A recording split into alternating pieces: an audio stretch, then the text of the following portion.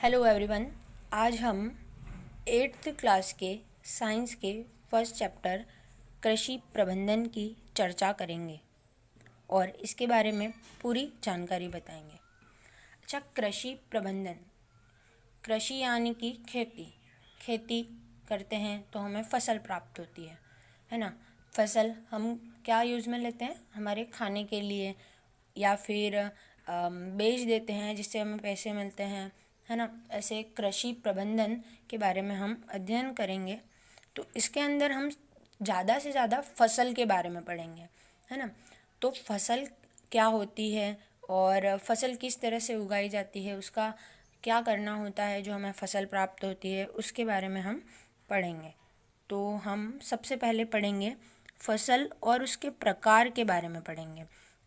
तो देखिए, फसल और उसके प्रकार के बारे में पढ़ने के लिए कि अब एक उदाहरण देती हूँ मैं कि जैसे जंतु होते हैं और एक होते हैं निर्जीव वस्तुएं और एक होते पादप होते हैं।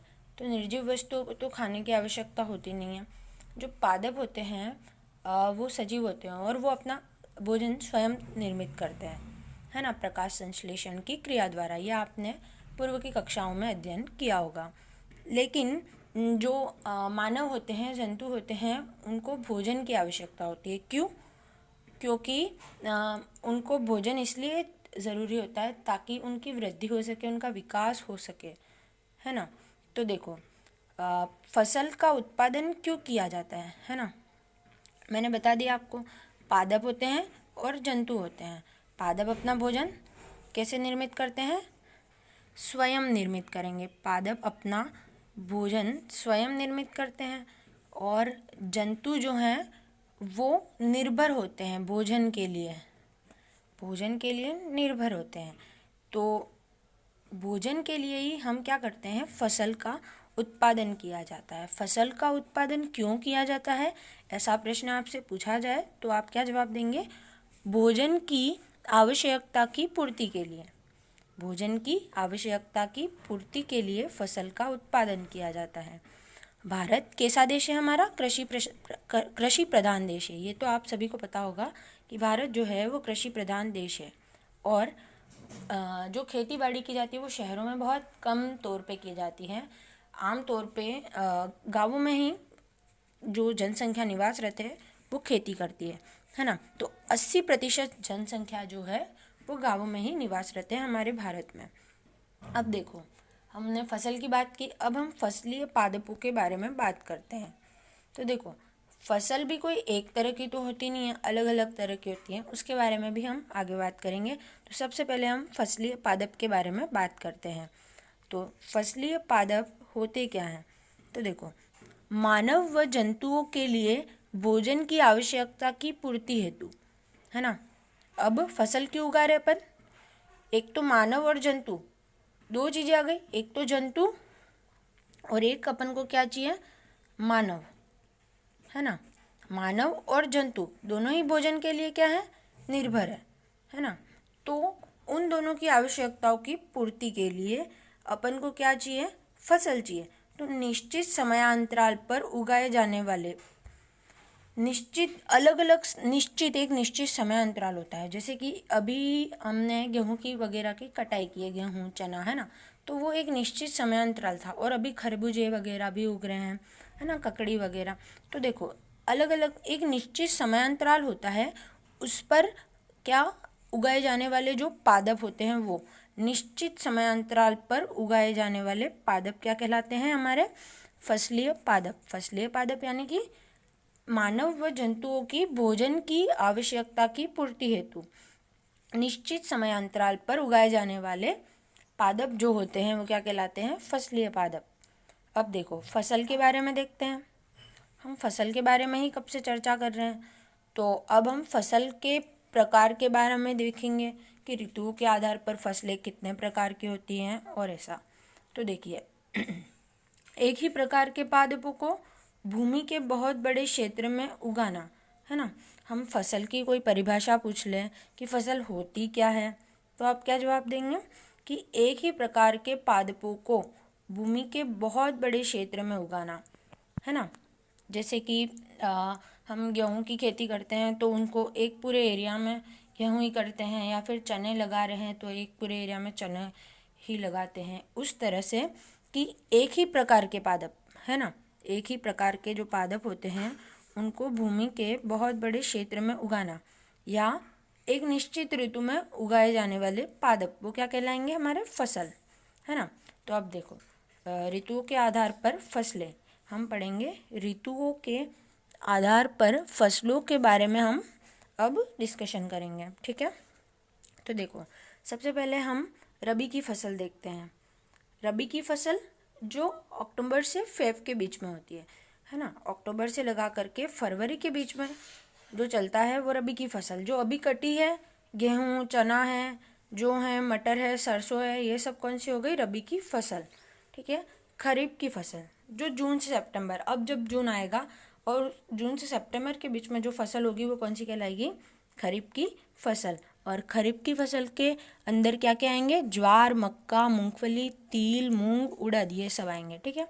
और जो जायद की फसल होती है, एक और एक प्रकार की होती है जायद की फसल, जो मार्च से जून में की जाती है, जो अभी करी जा रही है, जो इस टाइम पे जो फसल उगाई जा रही है, जिस फसल का उत्पादन किया जा रहा है वो है खरबूजा, तरबूज, ककड़ी और लौकी, है ना। तो ऋतुओं के आधार पर फसलें कितने प्रकार की होती है, 3 प्रकार की, रबी की फसल, खरीफ की फसल और जायद की फसल, ठीक है। अब हम पढ़ेंगे फसल उत्पादन प्रक्रिया के बारे में, हम पढ़ेंगे फसल बोने से पूर्व, है ना। अब अपन देखो फसल उत्पादन प्रक्रिया की फसल किस तरह से उगाई जाती है। फसल क्या होती है ये तो हमने जान दिया कि एक ही प्रकार के पादपों को भूमि के बहुत बड़े क्षेत्र में उगाना क्या कहलाता है, फसल।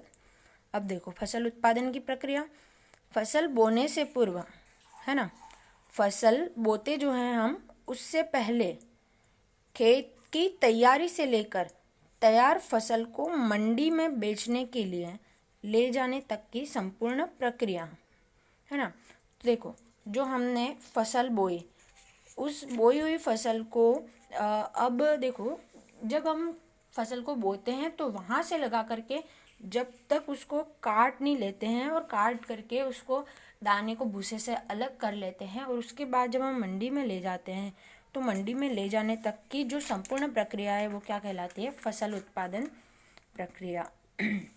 अब हम पढ़ेंगे कृषि पद्धतियाँ, यानी कि खेती के चरण, कि खेती के कितने चरण होते हैं।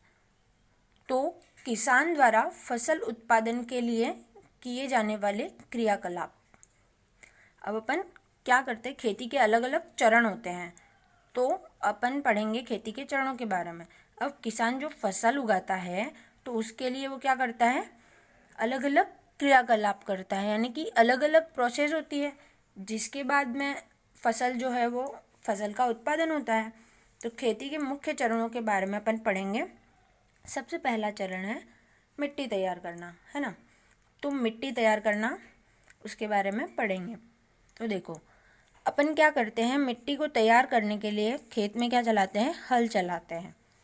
अब पुराने ज़माने में तो हल पशुओं द्वारा चलाया जाता था, और अभी भी चलाया जाता है, लेकिन अभी ज़्यादातर ट्रैक्टर का इस्तेमाल किया जाता है ना।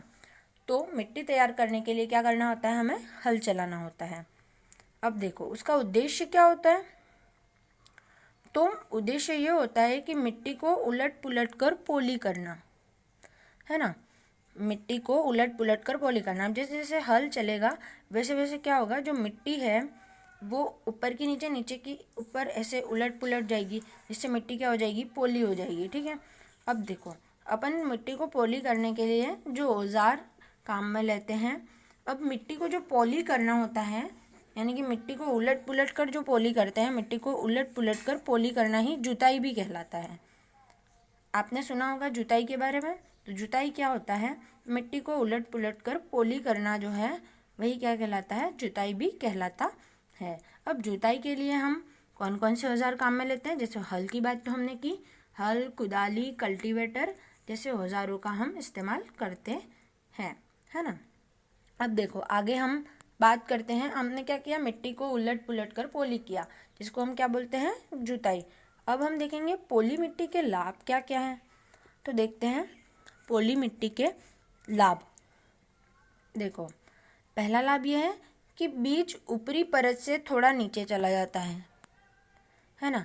जो बीज है वो अपनी ऊपरी परत से, अब हल चलेगा तो जो बीज है वो ऊपरी परत से नीचे जाएगा ही सही, है ना। अब देखो दूसरा क्या है, नए पौधे की जड़ें, क्योंकि ऊपर की मिट्टी नीचे जा रही है ना, इसलिए नए पौधे की जड़ें आसानी से गहराई तक जा सकती है। क्या होगा कि मिट्टी उलट पुलट देंगे जिससे वो क्या होगी, पोली हो जाएगी। अगर पोली हो जाएगी तो क्या होगा कि वो जो जड़ें हैं उनको जाने के लिए, नीचे तक गहराई में जाने के लिए अच्छा स्थान मिल जाएगा, तो वो गहराई तक जा सकती है। उसके बाद नए पौधों की जड़ें आसानी से श्वसन कर सकती है। अब देखो छेद होंगे मिट्टी के अंदर, तो श्वसन करने में भी उनको मार्ग मिल जाएगा, तो वो अच्छे से श्वसन कर सकेंगे आसानी से, है ना। अब मिट्टी में लाभदायक जीवों की वृद्धि। मिट्टी में लाभदायक जीव जैसे कि क्या होते हैं लाभदायक जीव, केचुए हैं। केचुओं की तरह अलग अलग बहुत सारे जीव होते हैं जो मिट्टी को लाभ पहुंचाते हैं। तो मिट्टी में लाभदायक जीवों की वृद्धि भी होती है। किससे, पोली मिट्टी करने से। पोली मिट्टी से हमें ये लाभ होता है, अगर खेत में पोली मिट्टी हमने हल चला दिया है, और या फिर कुदाली या फिर कल्टीवेटर किसी से भी अगर हमने हल चला दिया है या हमने जुताई कर दी है और मिट्टी को पोला कर दिया है, तो उससे क्या होगा कि मिट्टी में लाभदायक जीवों की वृद्धि भी होगी, जैसे कि केचुए जो हैं वो, और बहुत सारे जीव हैं एक्सेट्रा, है ना। अब देखो, ऊपरी परत पौधों की वृद्धि में सहायक। क्या होगा कि जब मिट्टी की ऊपरी परत नीचे और नीचे वाली परत ऊपर चली जाती है तो क्या होगा, उलट पुलट हुई मिट्टी, तो मिट्टी के उलट पुलट हो जाने से क्या होगा कि ऊपरी परत पौधों की वृद्धि में सहायक होती है, जो वो कहाँ चली जाएगी, नीचे चली जाएगी। जब हमने मिट्टी को उलट पुलट किया तो ऊपर वाली नीचे, नीचे वाली ऊपर, ऐसा हो जाएगा।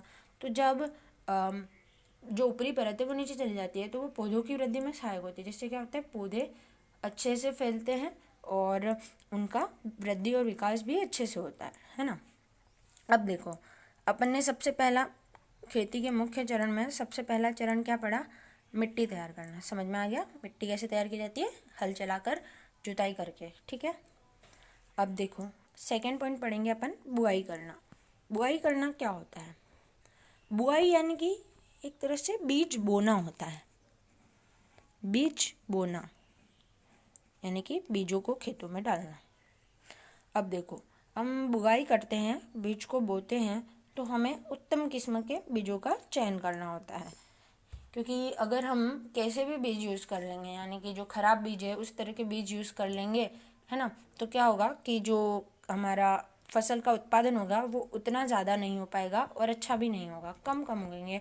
किसी किसी जगह पर उगेंगे, किसी किसी जगह पर नहीं उगेंगे। जहाँ पे अच्छे बीज है वहाँ पे उगेंगे, जहाँ पे नहीं है वहाँ पे नहीं उगेंगे, है ना। तो बुआई करने के लिए हमें उत्तम किस्म के बीजों का चयन करना होता है। उसके लिए हम एक उदाहरण देखते हैं। अब देखो, मूंग होते हैं, उसको एक मुट्ठी भर ले लो। ये क्रियाकलाप आप घर पर भी दोहरा सकते हैं। जैसे कि मूंग को एक मुट्ठी में भर लिया, कितने भी चाहो आप ले लो, और उसे एक बाल्टी पानी में डाल देते हैं। जब हम उसे एक बाल्टी पानी में डालते हैं तो क्या होता है कि कुछ मूंग ऊपर तैरने लग जाते हैं और कुछ मूंग उस बाल्टी के तलवे में बैठ जाते हैं, है ना। तो जो मूंग बैठ जाते हैं तलवे में वो सही किस्म के मूंग होते हैं, उत्तम किस्म के होते हैं, और जो ऊपर तैरते हैं वो खोखले और ख़राब होते हैं, है ना। तो हमें जो तलवे में बैठ गए उस तरह के बीजों का चयन करके और फिर उनकी बुआई करनी चाहिए, ठीक है। अब बुआई करने के लिए आधुनिक औजार जो है वो सीड ड्रिल है ना। आधुनिक औजार का नाम क्या है, सीड ड्रिल आधुनिक औजार है बुआई करने के लिए। और ऐसे तो परंपरागत औजारों का प्रयोग किया जाता था, जैसे कि हल चलाते हैं हम पशुओं के द्वारा, तो उसके पीछे एक पाइप की तरह खोखला पाइप होता था, उसके अंदर से वहाँ पे पूरा एक सिस्टम बना हुआ होता था, उससे लगा हुआ होता था, और वो बीज ऊपर से डालते थे, तो जैसे जैसे हल चलता जाता वो बीज अंदर चले जाते थे। इस तरह से परंपरागत औजारों का प्रयोग किया जाता था। और आधुनिक औजार क्या है, सीड ड्रिल, है ना। अब देखो, हमने 2 पॉइंट पढ़े खेती के मुख्य चरण के।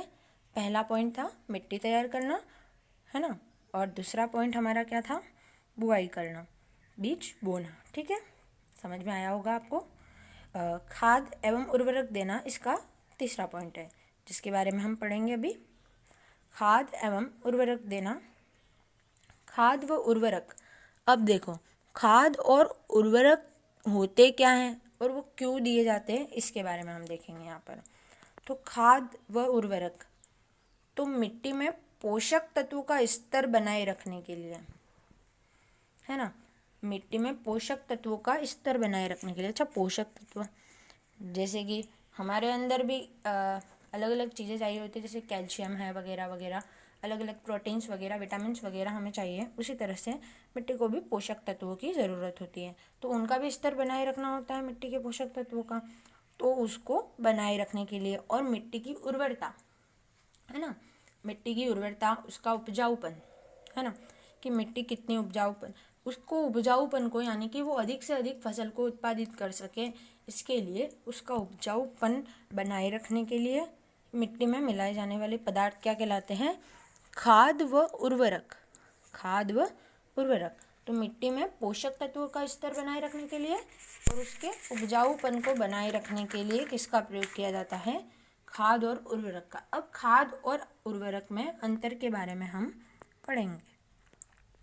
अब देखो, खाद क्या है?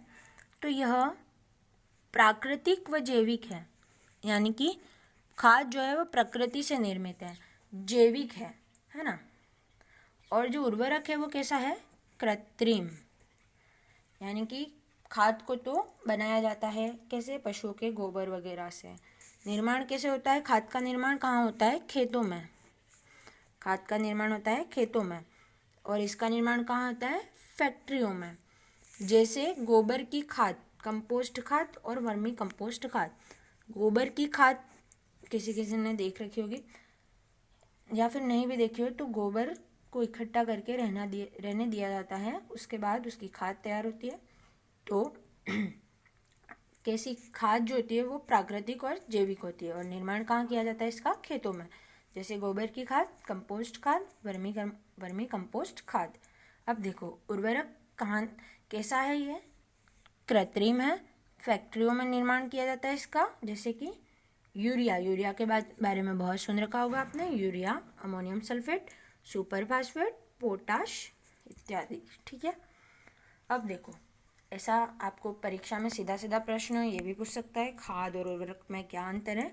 परीक्षा अगर घुमा करके प्रश्न पूछे तो यूँ भी पूछ सकता है कि खाद उर्वरक से बेहतर है, ऐसा क्यों? या फिर खाद उर्वरक से अच्छा क्यों है, बेहतर क्यों है? इस तरह से अगर कोई प्रश्न पूछे जाए तो देखो, खाद में जो है वो ह्यूमस की मात्रा अधिक होती है ना। खाद में क्या होता है? ह्यूमस जो होता है उसकी मात्रा कितनी होती है? अधिक होती है। और उर्वरक में उसकी कमी होती है। किसकी? ह्यूमस की मात्रा की, है ना। और खाद जो है मृदा की उर्वरता को बढ़ाता है। और उर्वरक क्या करता है? उर्वरक डालने से खाद, जैसे जैसे उर्वरक डालते हैं तो उसकी उर्वरता क्या होने लग जाती है? कम, है ना। खाद और उर्वरक साथ में ही, ऐसे तो हमने खाद और उर्वरक का टॉपिक साथ में चालू किया, लेकिन खाद और उर्वरक दोनों अलग अलग चीज़ें। खाद एकदम फायदेमंद चीज़ है हमारे लिए, और उर्वरक नुकसान करता है हमें, है ना। तो मृदा की उर्वरता को कौन बढ़ाता है? खाद बढ़ाता है। ठीक है। और ह्यूमस की मात्रा अधिक किस में होती है? तो खाद में। तो ये दोनों कारण है हमारे, जिस कारण से खाद जो है वो उर्वरक से बेहतर है ना। तो खाद में तो ऐसा प्रश्न आ जाता है अगर कि खाद उर्वरक से बेहतर क्यों है, तो आप लिखेंगे कि खाद में ह्यूमस की मात्रा अधिक होती है और वह मृदा की उर्वरता को बढ़ाता है ना। अब देखो, हम जैविक खाद के लाभ के बारे में देखते हैं, है ना। जैविक खाद जैसे कि गोबर का खाद। जैविक खाद के बारे में हम देखते हैं, यह मिट्टी के पुनर्गठन में सक्षम है। मिट्टी के पुनर्गठन में अधिक सक्षम है। जो जैविक खाद है वो मिट्टी के पुनर्गठन में अधिक सक्षम है। ठीक है। मिट्टी को फिर से बांधता है।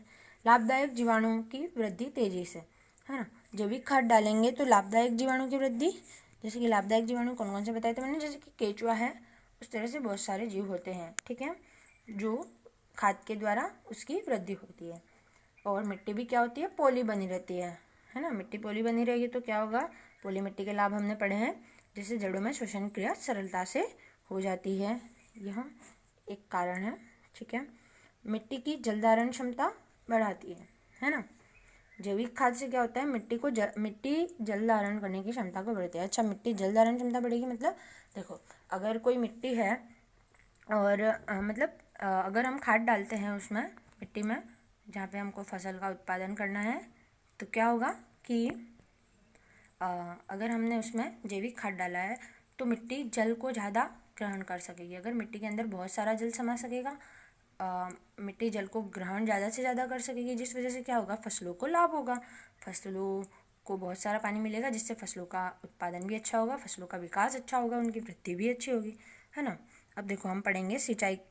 चौथा बिंदु है हमारा सिंचाई करना। हमने पहला पढ़ा था, सबसे पहले हमने क्या पढ़ा था, तो सबसे पहले हमने पढ़ा था मिट्टी तैयार करना, दूसरा हमने पढ़ा बुआई करना, तीसरा है खाद और उर्वरक देना, उसके बाद चौथा हम पढ़ेंगे सिंचाई करना। अब देखो, मिट्टी तैयार की यानी कि हल चलाया।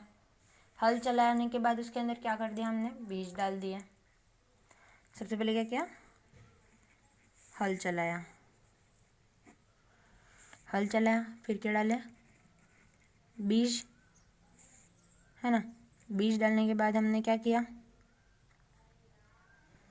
बीज डालने के बाद खाद की बात कर ली हमने, खाद उर्वरक की।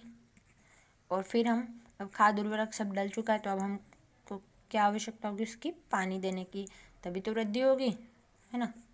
पानी जल चाहिए ना, इसलिए देखो अब क्योंकि पौधों की वृद्धि में सहायक जल भी एक बहुत ज़्यादा सहायक चीज़ है। देखो